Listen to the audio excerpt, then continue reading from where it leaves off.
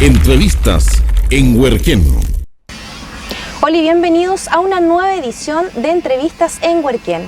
Hoy nos encontramos con un querido amigo conocido a nivel nacional, me refiero a un periodista bastante reconocido y recordado, Alejandro Guiller, quien es hoy en día senador de la República. ¿Cómo está? Muy bien, colega, y muy contento de estar otra vez en Villarrica, que cada vez más preciosa. ¿Qué lo trae por estos lados? Sabemos que le gusta mucho la región, pero seguramente hay algún punto específico por el que vino. Vengo por dos razones, en realidad. Una es por un amigo que está contrayendo un compromiso que espero sea de por vida y que le vaya muy bien en esta aventura, entonces para desearle suerte. Y además porque yo tengo un gran amigo aquí profesional, Jaime, que está conmigo. Jaime Beltrán, uno de los próximos candidatos a concejal. Sí, él se la juega el próximo 23, entonces invitar a la gente a que participe, vote, no importa qué sector político, vote, ejerza el voto, el derecho ciudadano. El único día del año que somos todos iguales es cuando votamos. No, y además ayudarlo, porque además con Jaime ha hecho un muy buen trabajo en el sector vivienda, urbanismo, y es sociólogo igual que yo y además colocolino. Así que nosotros hacemos el gesto siempre de colocolino, ¿no? Por si acaso, esto no es, no vaya a creer que es una cosa, ¿cómo le llaman a algunos de esas cosas satánicas? No, sí. Esto es puro Colo-Colo nomás. Puro Colo-Colo. Sí. Bueno, y así con la misma fuerza y garra que tienen por un equipo de fútbol, supongo que también están preparados para las próximas elecciones de este 23 de octubre. Sí, estoy recorriendo comunas, llevo más, no sé, 160 comunas de Chile, creo que la mitad más o menos ya las he recorrido. Promoviendo sobre todo gente joven como Jaime, que viene con un enorme entusiasmo, que han hecho una pega en el servicio público de muy buena calidad, sobre todo en temas tan urgentes como la calidad y el desarrollo de las ciudades, y el tema de la vivienda, que es el sueño número uno de todas las familias chilenas, como es lógico. Se ha hecho un buen trabajo y ahora viene mucho más, porque no hay que olvidar que esta elección es la más importante de los últimos 25 años, la elección de los alcaldes y concejales. Senador, ¿qué le parece el desarrollo de la comuna en los últimos años? Bueno, esta es una ciudad que tiene mucha identidad y además está todo en un complejo en torno al lago, entonces son varias localidades, y entre paréntesis soy hijo ilustre de Curarrehue, eso lo sabe poca gente. Vecino. Y que conste que fue por un alcalde muy amigo mío, Tito Carrasco, que es de RN, pero un gran amigo, y lo ayudamos y nos hicimos amigos cuando hubo un terremoto blanco acá.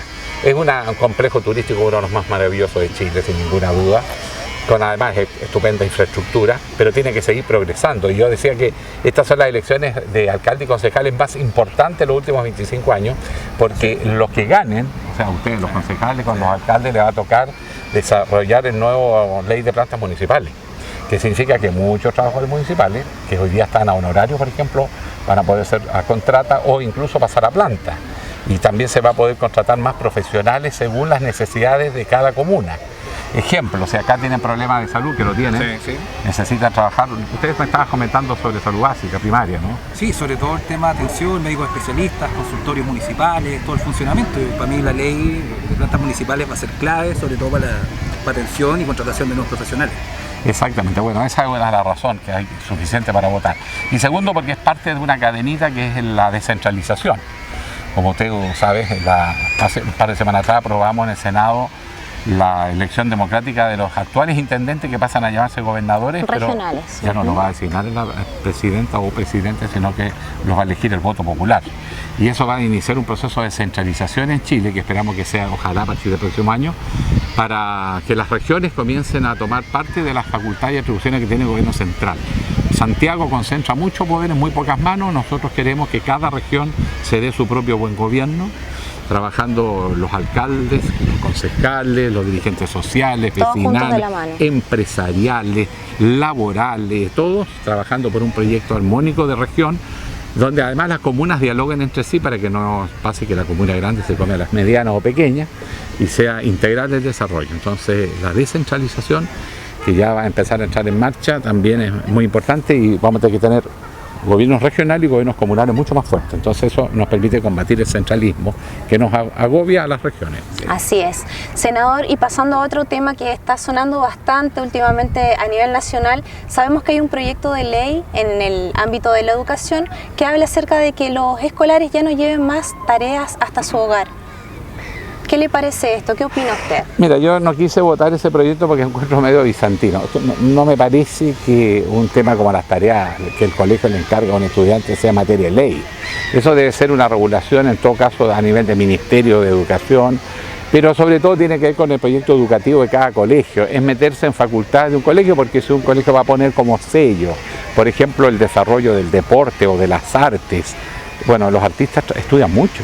El dominar un instrumento son muchas horas diarias. Mucha dedicación. Y además a los cabros les encanta, así que no es una carga agobiante necesariamente. Pero además los colegios tienen proyectos educativos y hay colegios que ponen más énfasis, por ejemplo, en desarrollo cognitivo, otros ponen más lo valórico, otros le ponen más en el promover determinados comportamientos, actitudes y formación del carácter del muchacho. Entonces me parece que es hilar demasiado fino. El tema de valores también se tocó mucho, se comentaba mucho que, por ejemplo, los niños pasan casi una jornada laboral nuestra en clases. Y era por eso que después llegaban a sus casas, tenían poco tiempo para compartir con las familias, estaban haciendo como algunas dificultades más que nada a nivel familiar. Lo que pasa es que yo creo que la jornada escolar completa se malentendió. En algún rato nos confundimos cuando empezamos a creer que castellano y matemática era sinónimo de alta calidad de la enseñanza y se perdió el sentido de integridad. La educación es un proceso integral, te forma primero afectivamente. Un niño tiene que sentirse querido por sus compañeros, por su profesor, porque les da confianza y una actitud positiva en la vida. Pero además tiene que tener valores, saber distinguir lo correcto de lo incorrecto, tiene que desarrollar sus aptitudes y además la capacidad intelectual. El colegio no es solo para que aprenda matemática y castellano, es para formar una persona. Y la idea de la jornada escolar es que en la tarde se aprendiera, pero de otras formas. Por ejemplo, forma más dinámica. Exacto, tú, por ejemplo, perdona que diga, pero yo estudié en liceos públicos que no eran ni siquiera emblemáticos. Y en las tardes nosotros teníamos chiquillos que iban a hacer deporte, otros iban a hacer música, otros iban a hacer teatro, otros nos dedicábamos al centro de alumnos y los profesores nos apoyaban y nos ayudaban. Era un colegio muy dinámico en la tarde y era jornada voluntaria. Estaba dentro de la carga que tenían los profesores trabajar con los alumnos en actividades extraprogramáticas, se llamaban en esa época, y era un colegio maravilloso que yo pasaba metido en el colegio todos los días. Y después de la tarde iba a mi casa, estaba con mis padres un rato, porque en la provincia tú sabes que se podía dormir siestas en esa época, los papás iban a la casa, lo que era exquisito, y de ahí yo me volví a mi colegio y seguía trabajando toda la tarde, y ya organizábamos foros, debates, invitábamos profesores destacados de las universidades locales y del mismo liceo, muchas veces eran profesores de ambas partes, a dar conferencias sobre temas, de cosas que nos pasaban, educación sexual, o sea, podemos decir desarrollo político. Que al día de hoy se ha desvirtuado un poco el tema a que ahora los niños sí tienen casi las prácticamente 8 horas de clase.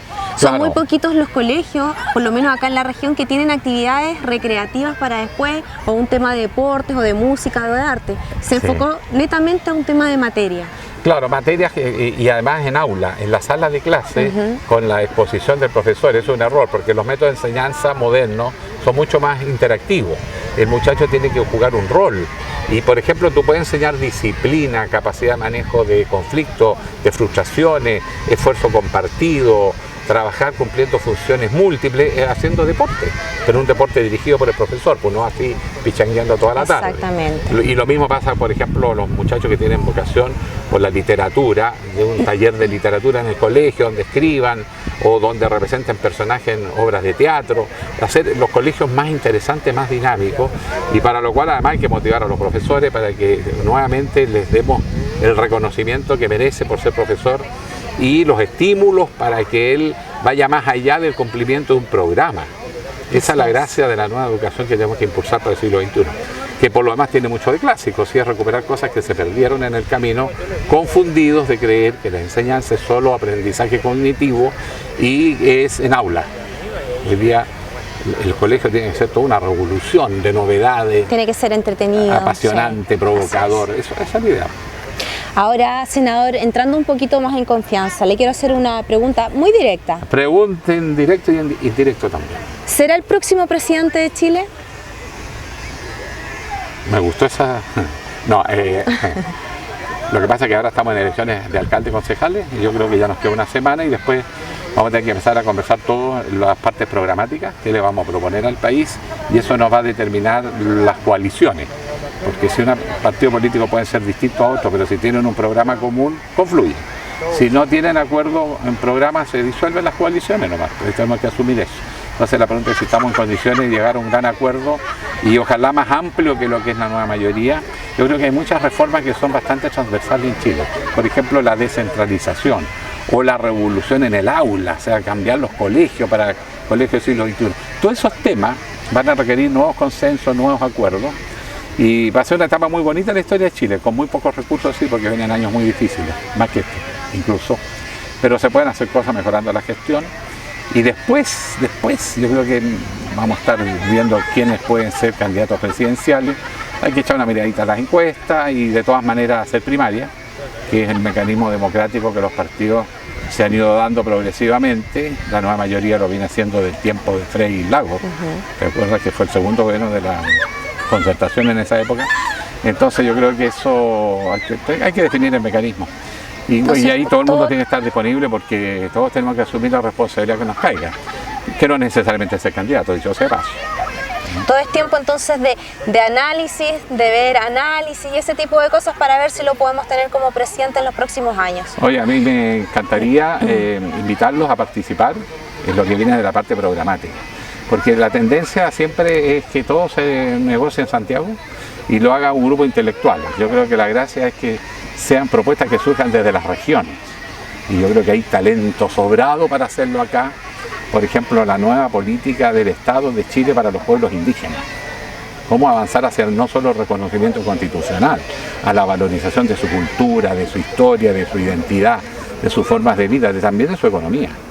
Tenemos que hacer una región de Araucanía más justa, más equilibrada, y eso terminaría, y estoy seguro, con la violencia que estamos viviendo, que también es una violencia de desesperación, no nos equivoquemos. Hay pueblos que están muy arrinconados. Tenemos que trabajar una visión más democrática, muy abierta. Y eso mismo en otras regiones también tenemos problemas de no bien resueltos en otras materias, por ejemplo la migración. En el norte para nosotros el problema principal es migración. Y no podemos seguir tratando de forma indigna a un migrante, sobre todo que por cada extranjero que entra a Chile salen 2 chilenos a vivir al extranjero. Y nos tratan súper bien. En Argentina hay más de 500.000 de chilenos viviendo. Un chileno hoy día puede ir a Buenos Aires y pedir matrícula gratuita en cualquier universidad y lo reciben. Así es. Entonces, ¿cómo nosotros, lo mismo salud, nadie te excluye? Y lo mismo pasa con los otros países vecinos. Tú vas en Bolivia, yo tengo en Calama chiquillos que están estudiando medicina en Bolivia, por ejemplo. Y lo mismo, recibidos con cariño, con respeto. De repente se toman sus tragos los cabros y se tiran sus cositas, pero hay un respeto, hay una acogida. Entonces no se justifica que nosotros tengamos una actitud tan de animadversión muchas veces con el extranjero. Un tema más de educación quizás. Sí, de tolerancia, de respeto y de entender que la diversidad es una cosa maravillosa. Por ejemplo, en Antofagasta, en el liceo que yo estudié, que como digo, un liceo público, que no era ni emblemático ni nada, hoy día, por ejemplo, hay cursos que tienen más de 40, 50% de alumnos que son hijos de extranjeros. Imagínate la enorme y rica experiencia de tener chiquillos de muchos países, de Bolivia, de Perú, de Colombia, de Ecuador, de República Dominicana. Es ver que el mundo es tan diverso. Eso le abre la cabeza a los cabros nuestros en un mundo de globalización formidable. Así es. Senador, me gustaría dejar la cámara para usted y que le haga una invitación quizás a toda la gente de la zona a que se anime a participar de estas próximas elecciones. Eso me encanta. Como en mis tiempos de periodista, para decirles que, mire, votar es tan importante en la democracia. Si usted está cabreado con los políticos que tiene, cámbielos. Si no le gusta la izquierda, vote por la derecha, pero vote por gente limpia, gente honesta, gente que venga con preparación. Porque el gobierno local, el municipio, es la primera instancia donde el ciudadano que tiene un problema puede recurrir. Y el concejal que lo puede acoger, el alcalde puede resolverle muchos problemas. Por ejemplo, la salud primaria, por ejemplo, la educación, en las etapas sobre todo básicas. O por ejemplo, la seguridad ciudadana, o el desarrollo de campos deportivos, etcétera. Todo eso lo pueden hacer en el gobierno local. Por eso es que es importante y lo invitamos a que vote, participe, comprométase para elegir buenos concejales y buenos alcaldes. Y lo esperamos en las urnas el 23 de octubre próximo. Por supuesto, ahí estaremos todo este 23 de octubre. Senador Alejandro Guiller, le doy las gracias por haber venido a compartir con nosotros acá en Huerquén y ojalá lo esperamos en una próxima vez y ojalá sea como presidente. Mire, o por lo menos en campaña. O por lo menos en campaña. No tan apurado. ¿Cierto? Okay. Muchas gracias, que esté muy bien. Chao. Muy bien, de esta forma estamos llegando al final de Entrevistas en Huerquén. Nosotros nos vemos en una próxima edición. Entrevistas en Huerquén.